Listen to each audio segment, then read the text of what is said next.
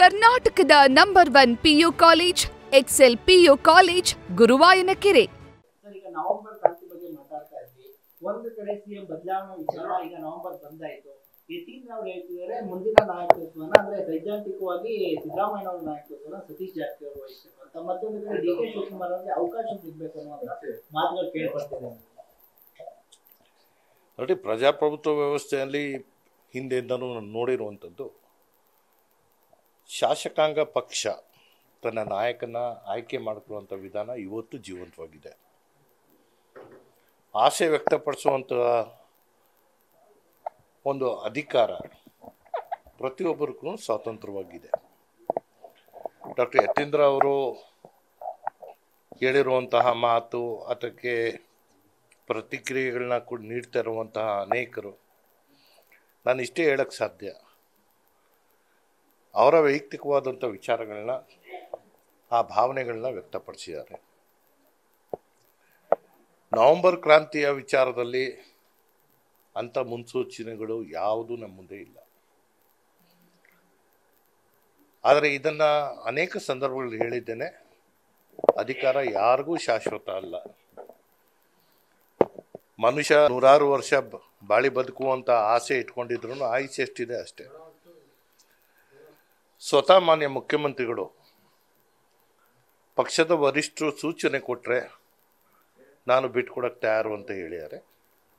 ಅದೇ ರೀತಿಯಲ್ಲಿ ಅನೇಕ ಜನ ಸಚಿವ ಸಂಪುಟದ ಸಹೋದ್ಯೋಗಿಗಳು, ಹಿರಿಯ ಸಚಿವರುಗಳು ಪಕ್ಷ ಆದೇಶ ನೀಡಿದ್ದಲ್ಲಿ ನಾನು ರಾಜೀನಾಮೆ ಕೊಟ್ಟು ಪಕ್ಷದ ಕೆಲಸ ಮಾಡ್ತೀನಿ ಅಂತ ಹೇಳಿದ್ದಾರೆ. ಇದು ಸ್ಪಷ್ಟವಾಗಿ ಗೊತ್ತಾಗುತ್ತೆ, ಕಾಂಗ್ರೆಸ್ ಒಡೆದ ಮನೆ ಅಲ್ಲ, ನಾವೆಲ್ಲರೂ ಒಂದಾಗಿದ್ದೇವೆ. ಅಧಿಕಾರದ ಪೈಪೋಟಿ ಅನ್ನೋದು ಎಲ್ಲರಿಗೂ ಒಂದು ಆಸೆ ಇದ್ದೇ ಇರುತ್ತೆ. ಇಂಥದ್ರಲ್ಲಿ ಈಗ ಪ್ರಸ್ತುತ ಕೇವಲ 2 ಸ್ಥಾನಗಳು ಖಾಲಿ ಇವೆ. ರಾಜಣ್ಣ ಅವರ ರಾಜೀನಾಮೆ ಮತ್ತು ನಾಗೇಂದ್ರ ಅವರ ರಾಜೀನಾಮೆಯಿಂದ ತೆರವಾಗಿರುವಂಥ ಸ್ಥಾನಗಳು. ಅದು ಯಾರು ಈವರೆಗೂ ಖಾಲಿ ಇದ್ದಂತಹ ಸ್ಥಾನಗಳೇ ತುಂಬಿಕೊಳ್ಳುವಂಥದ್ದಕ್ಕೆ ಯಾರು ಮುಂದೆ ಬಂದಿರಲಿಲ್ಲ. ಹಾಗಾಗಿ ವರಿಷ್ಠರು ಏನು ತೀರ್ಮಾನ ತಗೋತಾರೆ, ಯಾಕಂದರೆ ನಾನು ನೋಡ್ತಾ ಇದ್ದೇನೆ, ನಮ್ಮ ಪಕ್ಷದಲ್ಲಿ ಯಾವುದೇ ಪೈಪೋಟಿ ಯಾರೂ ಧ್ವನಿ ಎತ್ತಿಲ್ಲ. ಯತ್ನಾಳ್ ಅವರು ಖರ್ಗೆ ಅವರನ್ನ ಮುಖ್ಯಮಂತ್ರಿ ಮಾಡುವಂಥ ಹುನ್ನಾರ ನಡೀತಾ ಇದೆ ಅಂತ ಒಂದು ಕಡೆಗೆ ಹೇಳ್ತಾರೆ, ಮತ್ತೊಂದು ಕಡೆ ಯತೀಂದ್ರ ಅವರು ಉತ್ತರಾಧಿಕಾರಿ ಅನ್ನೋ ಪದನ ಬಳಕೆ ಮಾಡಿದ್ದಾರೆ. ಈ ಎಲ್ಲವೂ ಹೂವಪ್ಪುಗಳು. ಏನು ಬೇಕಾದರೂ ಆಗ್ಬೋದು ರಾಜಕಾರಣದಲ್ಲಿ, ಯಾವುದು ಶಾಶ್ವತ ಅಲ್ಲ. ಸೊ ಹಾಗಾಗಿ ಇವತ್ತು ಸನ್ಮಾನ್ಯ ಮುಖ್ಯಮಂತ್ರಿಗಳಾದಂಥ ಸಿದ್ದರಾಮಯ್ಯ ಅವರು ಅಧಿಕಾರದಲ್ಲಿದ್ದಾರೆ, ಯಾವ ಸ್ಥಾನಗಳು ಖಾಲಿ ಇಲ್ಲ. ಹಾಗಾಗಿ ಆ ಕುರ್ಚಿಗಳ ಮೇಲೆ ಕಣ್ಣು ಯಾರ್ದು ಇಲ್ಲ. ಮತ್ತೊಂದು ಕಡೆ ಈಗ ದಲಿತ ಸಿಎಂ ಹೇಳ್ತಾ ಇರ್ತಾರೆ, ಒಂದ್ ಕಡೆ ಮಾದೇವಪ್ಪನವ್ರು ಇರ್ಬೋದು, ಪರಮೇಶ್ವರ್ ಇವರೆಲ್ಲ ಮೀಟಿಂಗ್ ಮಾಡ್ತಾ ಇದ್ದಾರೆ. ಮೊನ್ನೆ ಮುನಿಯಪ್ಪನವರು ಆದ್ರೂ ನಮ್ಗೆ ಏನು ತಪ್ಪೇನಿಲ್ಲ ಅಂತ ಪರಮೇಶ್ವರ್ ಅವರು ಹೇಳಿದ್ದಾರೆ. ಮುನಿಯಪ್ಪ ಅವರು ಸಿಎಂ ಆಗಿದ್ದಾರೆ. ವೈಯಕ್ತಿಕವಾಗಿ ಎಲ್ಲರಿಗೂ ಅಧಿಕಾರ ಇದೆ, ಅದಕ್ಕೆ ಎಲ್ಲ ಪುಷ್ಟಿ ಕೊಡುವಂಥದ್ದು ಕಾಂಗ್ರೆಸ್ ಪಕ್ಷ 138 ಸ್ಥಾನ ದೊರಕಿರುವಂಥದ್ದು. ಆಡಳಿತ ಪಕ್ಷದ ಒಂದು ಸ್ಥಾನದಲ್ಲಿ ಇರಬೇಕಾದ್ರೆ ಎಲ್ಲರೂ ಆಸೆ ವ್ಯಕ್ತಪಡಿಸುವಂಥದ್ದು ಸಹಜ. ಆದರೆ ಆ ಸ್ಥಾನಗಳು ಖಾಲಿ ಇಲ್ಲ. ನಾನು ಅನೇಕ ಸಂದರ್ಭಗಳಲ್ಲಿ ಹೇಳಿದ್ದೇನೆ, ನಾವೆಲ್ಲ ರಾಜಕಾರಣಿಗಳು, ಸನ್ಯಾಸಿಗಳಲ್ಲ. ಅವಕಾಶ ಬರೋವರೆಗೂ ಕಾಯ್ತೀವಿ. ಅವಕಾಶ ಬರ್ತಿದೆ ಅನ್ಸುತ್ತೆ ಸರ್, ಯಾಕಂದ್ರೆ ಸಿಎಂ ಸಿದ್ದರಾಮಯ್ಯ ಹೇಳಿದ್ದಾರೆ 20 ನಂತರ ಸಂಪುಟ ಪುನರ್ರಚನೆ ಮಾಡ್ತೀನಿ ಅನ್ನೋದನ್ನ ಸ್ಪಷ್ಟವಾಗಿ ಹೇಳಿದ್ದಾರೆ. ಇಲ್ಲ, ಆ ರೀತಿಯ ಮಾತುಗಳು ಕೇಳಿ ಬಂದಿದ್ದಲ್ಲಿ ತಾವು ಮೈಸೂರು ಭಾಗದ ಹಿರಿಯ ಶಾಸಕರಿದ್ದೀರಿ, ಹಿಂದೆ ಸಚಿವರಾಗಿದ್ದಂಥವ್ರು, ಫಸ್ಟ್ ಟೈಮ್ ನಮಗೆ ಮಿಸ್ ಆಗಿತ್ತು. ಅದು ತಾವು ಎಲ್ಲೂ ಕೂಡ ಅಸಮಾಧಾನ ಹೊರಹಾಕಲಿಲ್ಲ, ಕಾಯ್ತೀನಿ, ಸಮಯ ಬರುತ್ತೆ ಅದಕ್ಕೂ ಅಂತ ಹೇಳಿದ್ರಿ. ಖಂಡಿತ ಅವರು ಅದೇ ಮಾತಾಡಿದ್ರು, ಸಮಯ ಬರುತ್ತೆ ಅಂತ. ಸಮಯ ಬಂತ? ಇಲ್ಲ, ಖಂಡಿತ ಬರುತ್ತೆ. ಕಾಲಚಕ್ರ ಒಂದೇ ಕಡೆ ನಿಲ್ಲಲ್ಲ, ಅದು ಎಲ್ಲರಿಗೂ ಅವಕಾಶಗಳು ಸಿಗಬೇಕು. ಆದರೆ ಕೆಲವೊಂದು ದುರಂತಗಳು ನಮ್ಮಲ್ಲಿವೆ. ಅನುಭವ, ಹಿರಿತನ ಇದನ್ನು ನೋಡಿ ಪರಿಗಣಿಸುವಂಥದ್ದಾದರೆ ಈಗಾಗಲೇ ನಾನು ಮಂತ್ರಿ ಆಗಿರ್ಬೋದಿತ್ತು. ಆದರೆ ಪಕ್ಷ ನಾನಾ ರೀತಿಯ ಕಾರ್ಯಕ್ರಮಗಳನ್ನ, ಪ್ರಾದೇಶಿಕ ಅಸಮತೋಲನಗಳನ್ನ ಹೋಗಲಾಡಿಸಲು, ಜಾತಿ ವ್ಯವಸ್ಥೆಯಲ್ಲಿ ಎಲ್ಲರಿಗೂ ಪ್ರಾತಿನಿಧ್ಯ ಕೊಡುವಂಥದ್ದು, ಜೊತೆಗೆ ಎಲ್ಲರನ್ನ ಜೊತೆ ತಗೊಂಡೋಗುವಂತಹ ಒಂದು ಪ್ರಯತ್ನದಲ್ಲಿ ತಾಳ್ಮೆಯಿಂದ ಇರೋರಿಗೆ ಕಾಯುವಂಥದ್ದಕ್ಕೆ ಬಿಟ್ಟಿರುವಂಥದ್ದು ಇದೆಲ್ಲವೂ ನಾವು ನೋಡ್ತೀವಿ. ಅವಕಾಶ ಬಂದೇ ಬರುತ್ತೆ ಅನ್ನೋ ನನಗೆ ವಿಶ್ವಾಸ ಇದೆ. ಈಗ ಸಿದ್ದರಾಮಯ್ಯ ಅವರು ಹೇಳಿರುವಂಥದ್ದು, ಒಂದು ವೇಳೆ ಹೈಕಮಾಂಡ್ ಹೇಳಿದ್ರೆ ಅವ್ರಿಗೆ ನಾನು ತಲೆ ಬಾಗ್ತೀನಿ ಅನ್ನುವಂಥ ಮಾತನ್ನು ಬಿಟ್ಕೊಡಕ್ಕೆ ನಾನು ರೆಡಿ ಇದ್ದೀನಿ ಅನ್ನುವಂಥದ್ದು. ಇದು ಪ್ರತಿಯೊಬ್ಬ ಕಾಂಗ್ರೆಸ್ಸಿಗಿನ ಮನಸ್ಥಿತಿ ಇರುವಂಥದ್ದು. ವರಿಷ್ಠರಿಗೆ ನಾವು ಅತ್ಯಂತ ಹೆಚ್ಚಿನ ಗೌರವ ಕೊಡ್ತೇವೆ. ಪಕ್ಷದ ಸಿದ್ಧಾಂತಗಳ ಮೇಲೆ ನಮಗೆ ವರಿಷ್ಠರು ಕೊಡುವಂಥ ಸೂಚನೆ ಅದು ಅಂತಿಮ ಅಂತ ಹೇಳಿ ನಾವೆಲ್ಲರೂ ಪರಿಗಣಿಸ್ತೇವೆ. ಸೊ ಆ ಕಾರಣಕ್ಕಾಗಿ ಇವತ್ತಿರುವಂತಹ ಸಂದರ್ಭಗಳಲ್ಲಿ ಶಾಸಕರನ್ನ ಪಕ್ಷದಲ್ಲೇ ಉಳಿಸ್ಕೋಬೇಕಾಗಿರುವಂಥ ಒಂದು ದೊಡ್ಡ ಜವಾಬ್ದಾರಿ ಕೂಡ ಇದೆ. ಸೊ ಇದೆಲ್ಲ ನೋಡಿಕೊಂಡು ಯಾವ ಸನ್ನಿವೇಶದಲ್ಲಿ ಯಾವ ಸಂದರ್ಭಕ್ಕೆ ಮತ್ತು ಯಾವ ಕಾರಣಕ್ಕೆ ಯಾರನ್ನ ಅವಕಾಶ ಮಾಡಿಕೊಡ್ಬೇಕು ಅನ್ನೋದನ್ನು ವರಿಷ್ಠರು ತೀರ್ಮಾನ ತಗೋತಾರೆ.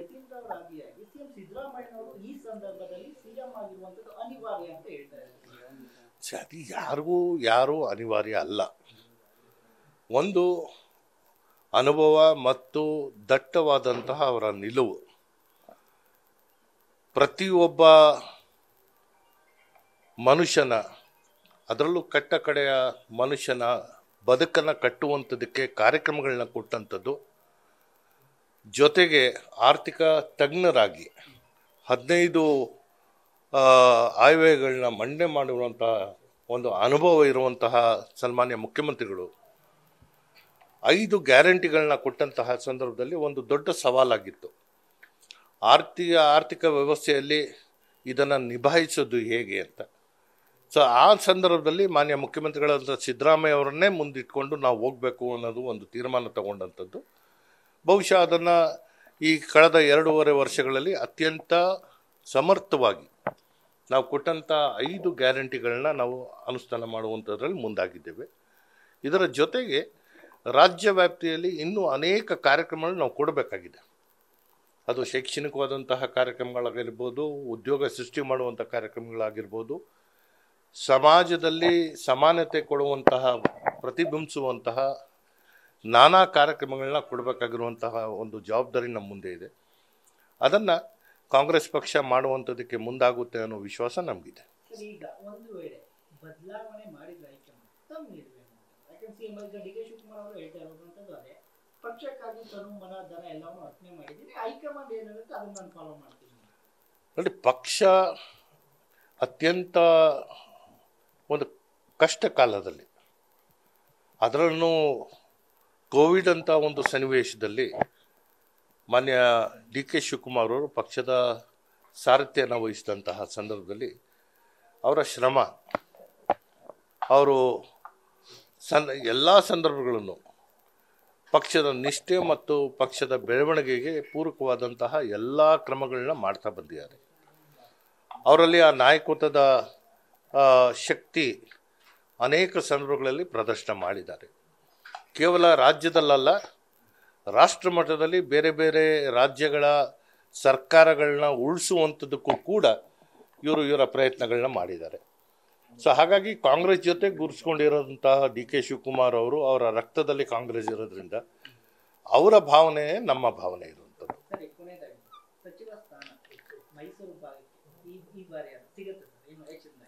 ನೋಡಿ, ಮಾನ್ಯ ಮುಖ್ಯಮಂತ್ರಿಗಳು ಮೈಸೂರು ಜಿಲ್ಲೆಯವರು.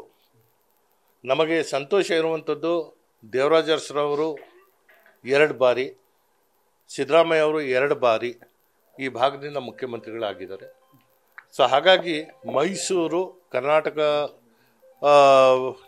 ಕರ್ನಾಟಕದಲ್ಲಿ ಅತ್ಯಂತ ಹೆಚ್ಚಿನ ರೀತಿಯಲ್ಲಿ ಈ ರಾಜ್ಯವನ್ನು ಮುನ್ನಡೆಸುವಂತಹ ಪ್ರಾತಿನಿಧ್ಯವನ್ನು ಕೊಟ್ಟಿದೆ.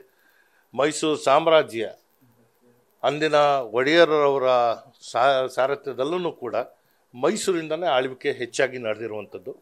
ಇನ್ನು ಮುಂದೆಯೂ ಕೂಡ ನಮ್ಮ ಪ್ರಾತಿನಿಧ್ಯ ಹೆಚ್ಚಾಗಿ ನಮಗೆ ಸಿಕ್ಕುತ್ತೆ ಅನ್ನೋ ವಿಶ್ವಾಸ ಇದೆ. ಖಂಡಿತ. ಯಾಕಂದರೆ ನಾನು ಹೇಳಿದ್ದೇನೆ, ರಾಜಕಾರಣದಲ್ಲಿ ಇದ್ದೀವಿ, ಸನ್ಯಾಸಿಯಾಗಿ ಕೂತ್ಕೊಳ್ಳೋಕೆ ಸಾಧ್ಯ ಇಲ್ಲ. ನಾನು ನನ್ನ ಜನಾಂಗಕ್ಕೆ, ನನ್ನ ಪ್ರದೇಶಕ್ಕೆ, ನನ್ನ ಜನರಿಗೆ, ಅವರ ಕಷ್ಟ ಕಾರ್ಪಣ್ಯಗಳಿಗೆ ಸ್ಪಂದಿಸುವಂಥ ಕಾರ್ಯಕ್ರಮಗಳು ಕೊಡಬೇಕು ಅನ್ನೋ ಆಸೆ ನನಗೂ ಇದೆ. ಅವಕಾಶ ಬಂದಂತಹ ಸಂದರ್ಭದಲ್ಲಿ ಖಂಡಿತವಾಗಿ ಅದನ್ನು ಸ್ವೀಕರಿಸಿ ಕೆಲಸ ಮಾಡ್ತೀನಿ. ಸರ್, ಈಗ ನವೆಂಬರ್ 26ಕ್ಕೆ ರಾಜ್ಯದ ಹೊಸ CM ಆಗಲಿಕ್ಕೆ ಮುಹೂರ್ತ ಫಿಕ್ಸ್ ಆಗಿದೆ ಅನ್ನೋ ಮಾತುಗಳು ಸಾಕಷ್ಟು ದಟ್ಟವಾಗಿದೆ. ಈ ವಿಚಾರ ಗೊತ್ತಾಗಿಲ್ಲ.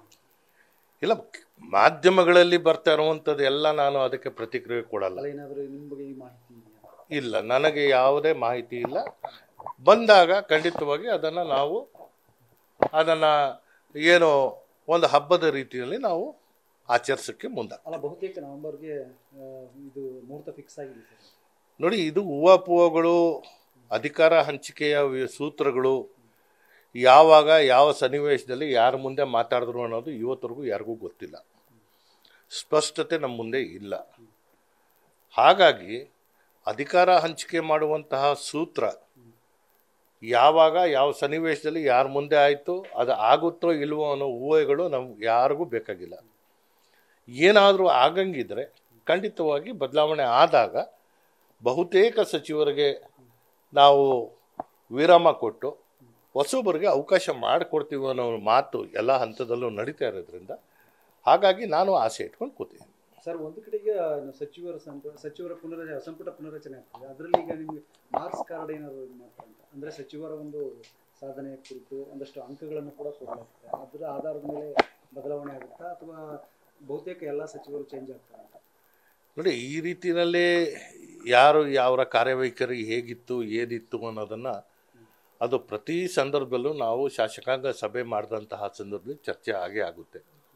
ಯಾವ ಸಚಿವರು ಶಾಸಕರ ಜೊತೆಗೆ ಸ್ಪಂದನೆ ಮಾಡ್ತಾವ್ರೆ, ಯಾವ ಸಚಿವರು ಶಾಸಕರಿಗೆ ಗೌರವಿಸ್ತಾ ಇಲ್ಲ, ಅಥವಾ ಯಾವ ಕೆಲಸ ಆಗಬೇಕಾಗಿತ್ತು ಆಗಿಲ್ಲ. ನಮ್ಮ ಆರ್ಥಿಕ ಇಲಾಖೆಯಿಂದ ಬಹುತೇಕ ಏನು ವಿಳಂಬ ನೀತಿ ಏನು ತಾಳ್ತಾವ್ರೆ, ಆ ವಿಚಾರ ಎಲ್ಲ ನಾವು ಶಾಸಕಾಂಗ ಸಭೆಯಲ್ಲಿ ಪ್ರತಿ ಸಭೆಯಲ್ಲೂ ನಾವು ಚರ್ಚೆ ಮಾಡಿದ್ದೀವಿ. ಸೊ ಹಾಗಾಗಿ ಯಾರನ್ನ ಕೈ ಬಿಡ್ತಾರೆ, ಯಾರನ್ನ ಇಟ್ಕೋತಾರೆ, ಯಾರು ಆ ಖಾತೆಯನ್ನು ನಿಭಾಯಿಸಬೇಕು ಅಥವಾ ಯಾರ ಖಾತೆ ಬದಲಾವಣೆ ಮಾಡಬೇಕು, ಇದು ಆಗುವಂತಹ ಮುಖ್ಯಮಂತ್ರಿಗಳ ಒಂದು ವಿವೇಚನೆಗೆ ಬಿಟ್ಟಂಥ ವಿಚಾರ. ಸೊ ಹಾಗಾಗಿ ನನಗೆ ಇಂಥ ಖಾತೆನೇ ಕೊಡಬೇಕು ಅಂತ ಕೇಳುವಂತಹ ಅಧಿಕಾರ ನಮಗಿಲ್ಲ. ಸಚಿವರಾಗಿ ಕೆಲಸ ಮಾಡುವಂಥ ಅವಕಾಶ ಸಿಕ್ಕಿದಲ್ಲಿ ಒಟ್ಟಾರೆ ಸಚಿವ ಸಂಪುಟ ನಮ್ಮ ಆಸೆ ಆಕಾಂಕ್ಷೆಗಳನ್ನ ಪೂರೈಸುವಂಥದ್ದಕ್ಕೆ ನಾವು ಎಷ್ಟು ಸಮರ್ಥವಾಗಿ ಕೆಲಸ ಮಾಡ್ತೀವಿ ಅಷ್ಟೇ ಪ್ರಮಾಣದಲ್ಲಿ ಕೆಲಸಗಳು ಆಗುತ್ತೆ. ನ್ಯೂಸ್ ಫಸ್ಟ್, ನಿರ್ಭೀತಿಯಿಂದ ನಿಮ್ಮ ಪರವಾಗಿ.